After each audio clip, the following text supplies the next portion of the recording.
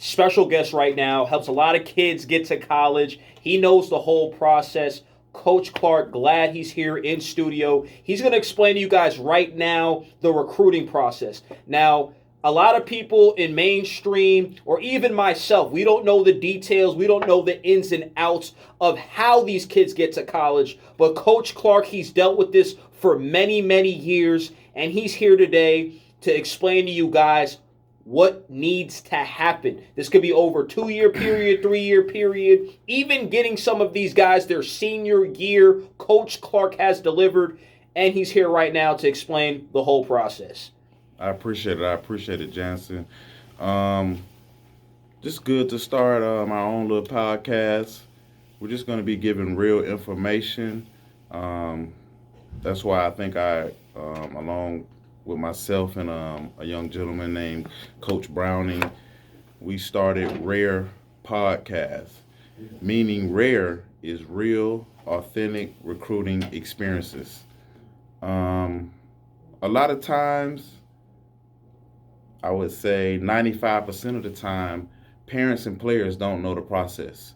So today we're just going to go over a couple of little details um, about the recruiting process and how I got started um, in this whole industry of college recruiting.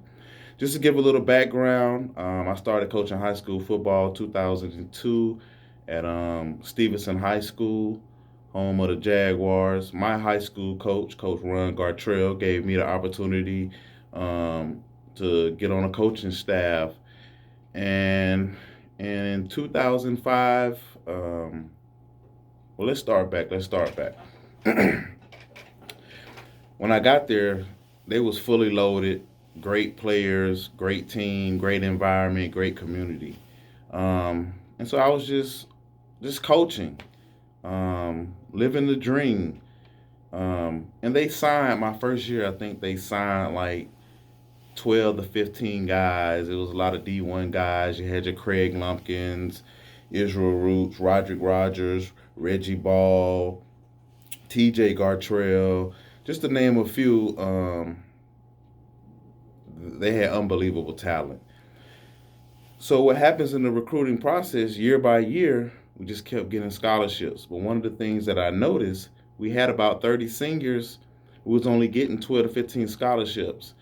And my question was always, why aren't we getting the other 15 guys scholarships? So I kind of did my background check, went to go visit a couple colleges, get information from college coaches. Do you, how do you recruit these guys? What are you looking for? And sitting down with a couple of coaches, especially when you're getting guys recruited, college coaches will give you everything that you want to know when they're recruiting a kid from your school.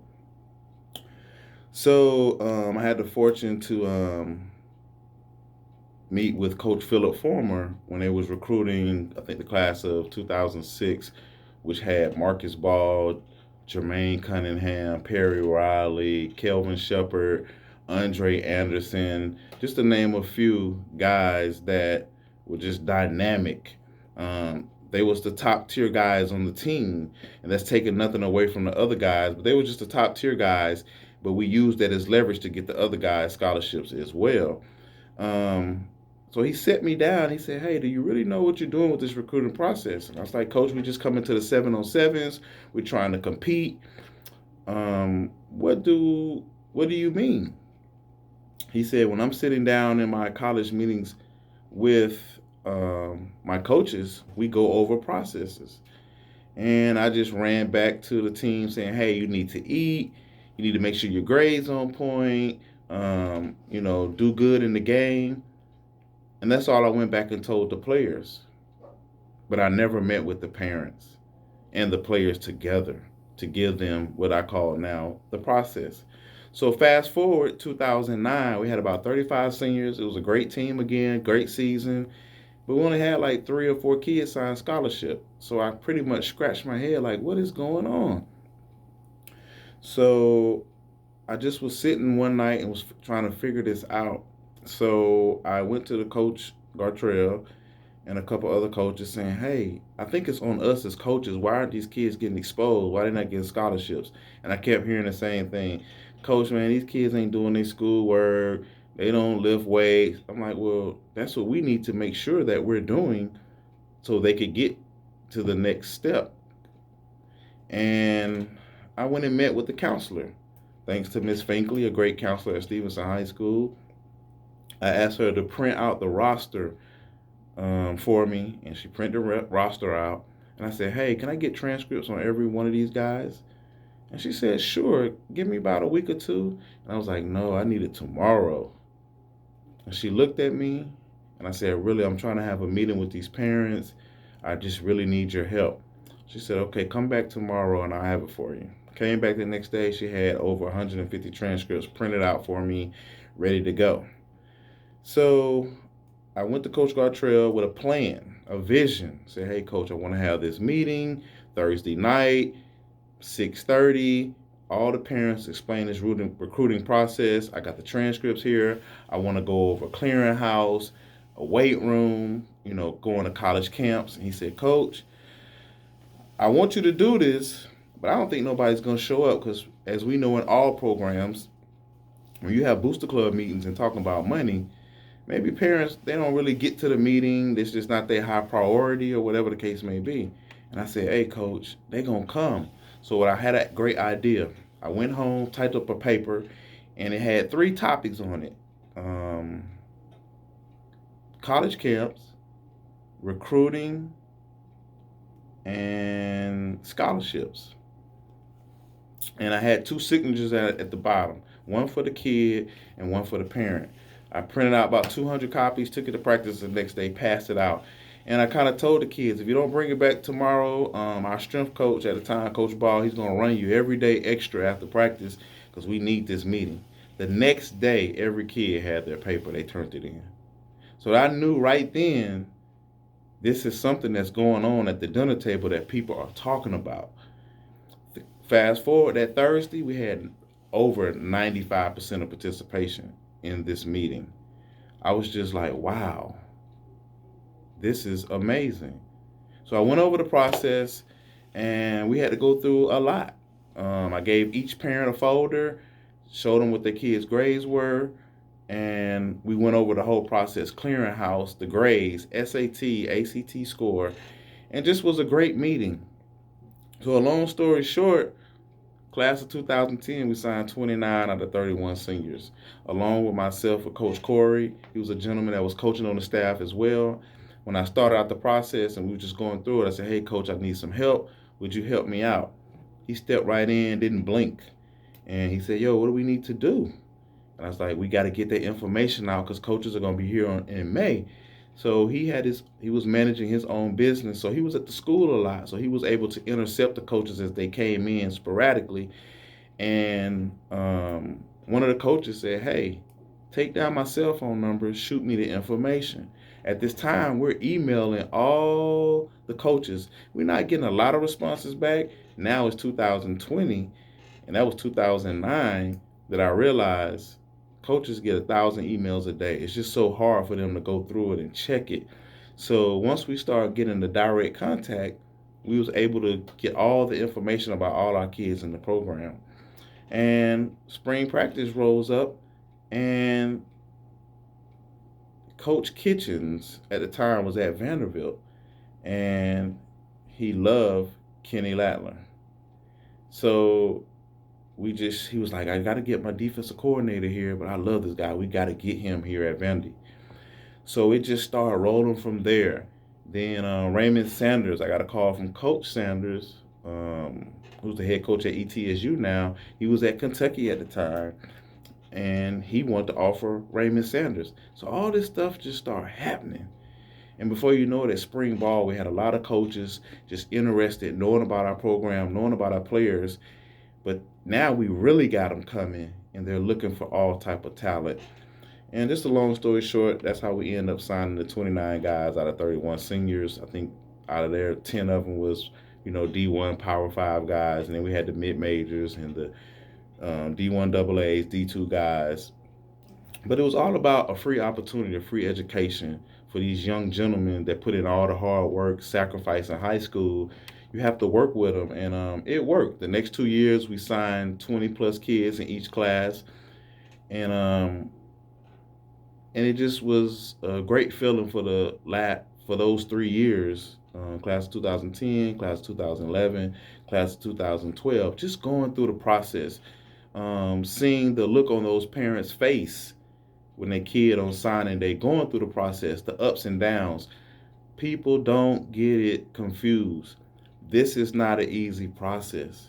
It's really hard. What I will be going over and making sure people understand that it's not going to be overnight success because every kid's situation is different. One kid might have academic issues. One kid might need extra training, weight room, position training, meaning that whatever position you play, you get extra training in it outside that what the high school coach could only do so many hours in the week with you. Some kids need their huddle revised. Make sure that it's of the quality that is presentable to a college coach. Everybody wants to show grandma, granddad, aunties, uncles, cousins, Facebook, Instagram, but that's not what the college coach wants to see. We want to make sure we have the right plays in the right places. And then, of course, camp. Some kids need to go to camp, some don't. So you have all these different ups, downs, just the whole process of going through everything. So just to get past that, this is where I came up with the process. I have a great friend by the name of Leon Cheek. Um, lives he was actually living in Gwinnett County at the time. And once we signed those 29 guys, he said, Coach, what are y'all doing different at Stevenson that we're not doing over here at Archer? And I'm like, where is Archer? I'm thinking he's talking about the old Harper Archer in Atlanta, but he was actually talking about Archer High School in Gwinnett, the Archer Tigers. So he was like, man, we have a bunch of kids over here. We started school, and we just need some help with the process. So by this time, I came up with Athletic Trust. And this is what I just want to talk about a little bit today on the four rules, the four topics of the process. Number one is academic advisement. Number two is performance training. Number two is highlight advisement. Number three is highlight advisement. And number four is college exposure. So we'll start off with number one, academic advisement. Academic advisement is the breakdown of your transcript, making sure you're on pace, not just to graduate high school, but be on pace with the NCAA, making sure you're taking the right classes, make sure you're passing your classes with A's and B's. I typically advise my parents and players, if you make nothing less than a B, your GPA is always going to be above a 3.0.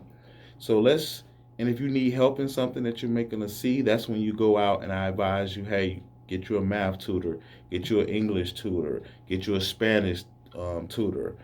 Your academic advisement also is ACT prep, SAT prep. No pass, no play. You have to take the test. So many parents I see out here wait till their senior year to take the ACT or the SAT.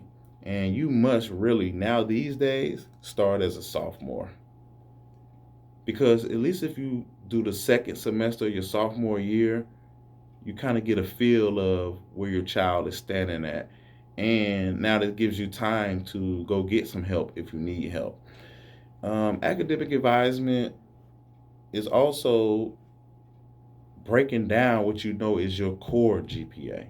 Your core GPA is what all the colleges look for. Whether you're academically sound or athletic scholarship, they want the core GPA, which means your math, your English, your science, your two languages, social studies. We're not talking about the PE, the engineering class, um, just your electives. We're not talking about those. So your core GPA is where it needs to be. So make sure, parents, if you're going to at a high school, go speak with your coach. Get a copy of the transcript. I believe in the process. If you see it, you can understand it. And to face it is to fix it. I've seen 4.4 GPAs, I've seen 1.9 GPAs. They all could be fixed. They all could stay on the same level if you're a 4.4. How can you get better to make sure you got, if it's not a big time kid, but he might can go academically, he can use that 4.4 to get a scholarship. It's all free in the end. Number two, just to hit a little bit on each one, performance training. Performance training is making sure that you pass the eye test. Um, do you know what supplements to take? Do you know if it's a trainer in the area that you live in that you can get a little extra training? Yes, you're going to do all the training with your high school coach, but they only allow so many hours out the week. Don't miss a practice. I tell all parents, don't skip your high school coach practice before you go to an outside trainer. And talk to your high school coach. He might have a recommendation. Hey, I know this guy over here. He does great training. I trust his work. Go get a little extra work 2 or 3 days out the week to get better. Communicate, parents and players together. Go meet with your coach and say, hey, coach, we only lifting so many days a week. Is it okay if I go train with this guy?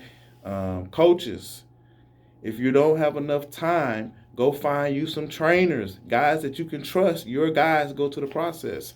We'll talk about that on another episode about transferring. I know that's the scared thing. If I go, this guy go trains with this guy, he's going to talk him into transferring. But that's a whole nother show.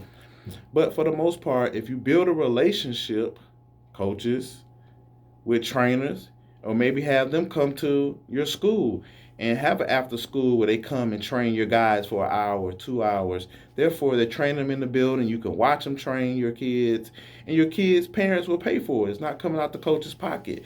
Parents, pool your money together and say, hey, it's going to cost me $150, $200, $300 a month to get maybe 8 to 12 sessions. Well, he might train our whole football program and pay $75 a person for 2 sessions a week or 3 sessions a week, and you can get a lot of work done. So you have to make some sacrifice. Performance training, parents, feed your kids. Make sure they eat. Don't say you bought groceries and they eating you out of house and home, but you're not seeing them eat. They got to eat the breakfast. They got to eat the lunch. They got to eat the dinner. Because a lot of these kids just don't eat, especially that morning breakfast meal. And then how do you expect them to grow if they don't eat? And taking the supplements that they need to be taken. And then mostly I'm talking about whey protein. I'm not talking about creatine, stuff that they learn how to big time supplements. But you can start off with a whey protein shake. They have them ready-made, Gatorade, or you just go buy them in GNC, mix it, 1 scoop with some milk, or some people like it with water, and mix it up, add fruit. And when you get done eating your meal, take your protein shake.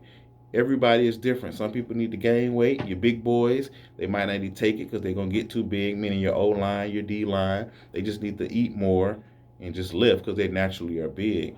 So that's a little bit about performance training. Number 3 is highlight advisement. We have to get your highlight correct. You have to know the correct plays that college coaches were looking for. So it have to be in order. People ask me about minutes. Yeah, you don't need 60 plays. I like 25. Some people say that might be too long, but I explain my 25. Your first 15 got to be your best 15.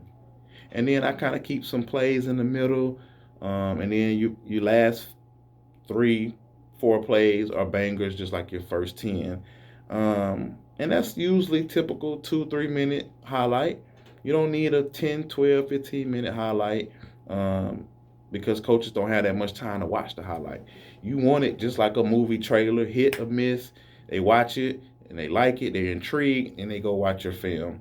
So, but once you get the performance training, once you get the position training, and you're performing on a high level, that's how you get your plays. And then you get your plays, you get to make your huddle highlight. Number 4, college exposure. The biggest misconception out here is, it's just my opinion, if you ball, they will come find you. People ask me that all the time. I've seen a lot of ballers out here and they didn't find them. It's all about the exposure. High school coaches, when these college coaches come to your building, it's okay to have a conversation with them.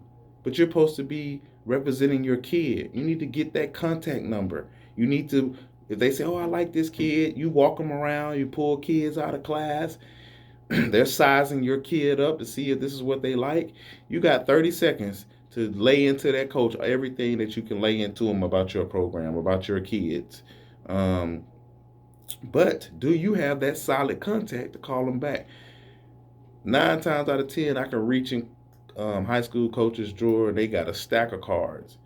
Are you uploading that guy's cell phone number in your phone so you can call him back and say, hey, we talked about my guy.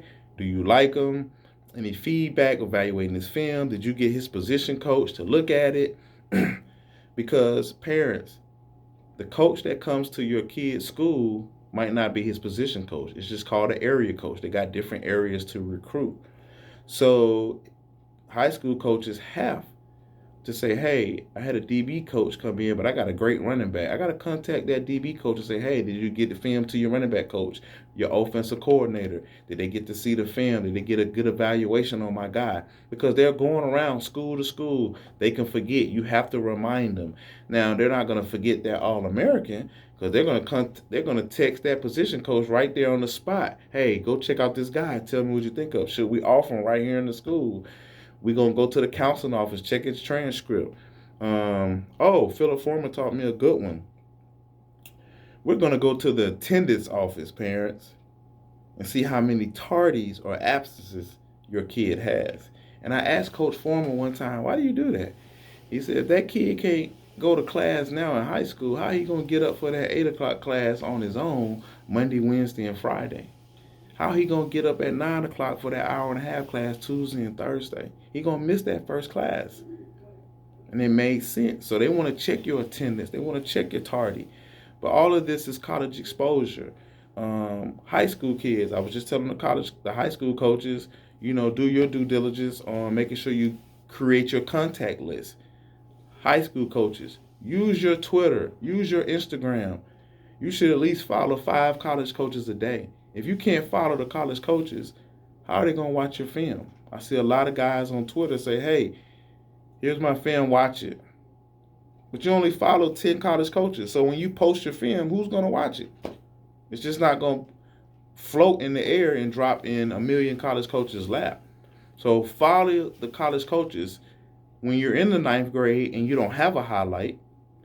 So when it's time to post your highlight, you've already followed all these coaches and boom, you put your information out and now it's like, oh, I did all that work previous. Now when it's time to put my resume out there, I got all these contacts and you can tag these coaches in it. Tag your who you are, your GPA, your test score, your height, your weight. You can't just say, watch my film. You got to give them something to feel like, hey, if I see this kid and see his stuff, oh, I might like that. Give an example. Makai Stanley in Wilmington, North Carolina. He's going to Western Carolina. He was a senior this year. I just met him. 6'2", 215 pounds, running back. I think he had a 3.5. Could have been a little higher. I don't know if it was. I'm just thinking off the top. I think he was a 3.5. He qualified, had the test score. But when he went on Twitter, we had to put that 6'2", 215, tag the coaches. So when they see that, he instantly started getting looks. But before that, again, I go back to the saying, if you ball, they'll find you. This kid was in Wilmington, North Carolina. Wilmington, North Carolina, 6'2". That's a premium at running back. And a lot of coaches call him back and say, I didn't know anything about this kid. Who is he? So long story short, he ended up signing a full scholarship to Western Carolina. And he got plenty of offers. Just in his senior year, he had over 1,000 yards. He probably had over 400 yards in catching. So you have to, young kids, parents, you have to market yourself. And it's just all about knowledge. I think the biggest thing is the gap of communication between the high school coach and the parents and players. And what I mean by that, I know a lot of high school coaches have booster club meetings, but sometimes you have to break down. Maybe meet on a Saturday with your freshmen and sophomores for an hour and a half, and then maybe your juniors and seniors for an hour and a half with the parents and players collectively. Give them a folder, show them what their where their GPA is. Yes, parents should know what their kids' GPA is, but some parents work every day. The school is not calling saying their kid is reckless, doing this and that, and they probably thinking their kid's doing good in school. So we could debate all day, should we do it or should they be doing it? But it's our responsibility as coaches where we can help. And if we got the process, if you gotta use your position coaches, hey, you're the linebacker coach, you're the receiver coach. I want you to meet with your group and your players and parents and talk about this recruiting process. If you print that transcript out and they see it, they can say, oh, okay, this is what we need to work on. Oh, okay, we're in good standing. We can get better at this. Take a picture of your players and say, hey, parents, this is what your kid look like. This is what I need him to look like. Not only is it helping for the college process, it's helping for the team process. It's helping your team be dynamic. It's like going in the Army or the Marines. They put everybody's feet together, and we wake up every day at 5 o'clock. We make our beds together. We do everything together to be successful for the Marines, the Army, the Navy, the Air Force, and so on. We got to do our programs like that. And I don't just get these ideas out of my head. I talk to these college coaches. I remember being in college. We really wasn't on a deep program at University of Tennessee Chat. Now these days, the regimen is from 6 a.m. to 11 p.m. They got these kids locked down. They got them doing something every hour. That's because they want to make sure the program is accountable. If they keep their kids busy, if they're in making sure they got an academic advisor. So high school coaches, if colleges have academic advisors and making sure, what's wrong with having a meeting printing your kid's transcript out? Parents, you got to get better on the parent portal. Sit down one time a week. Pick a day and say, hey, I'm gonna sit down with my son or my daughter, and we're gonna look at the grades. Call the parent portal. Now you know if your kid is passing or failing. And 9 times out of 10, your kids don't want to hear your mouth. So they're going to start getting better in the classroom, because if you're sitting them down every week saying, hey, you're not doing what you're supposed to do, and I got to call the teacher and I got to meet with them, now they're going to start doing their work. You're holding them accountable. So those are just a quick rundown on the process, the four which were academic advisement, performance training, highlight advisement, college exposure. So we're just going to those will be the things that we'll be talking about during the R.A.R.E podcast. Again, R.A.R.E, real authentic recruiting experiences. We got a whole lot of things to talk about from the high school process. Then we'll talk about, I have college players, college coaches, college parents in here talking about their recruiting experience. And then from the college, going to the NFL experience.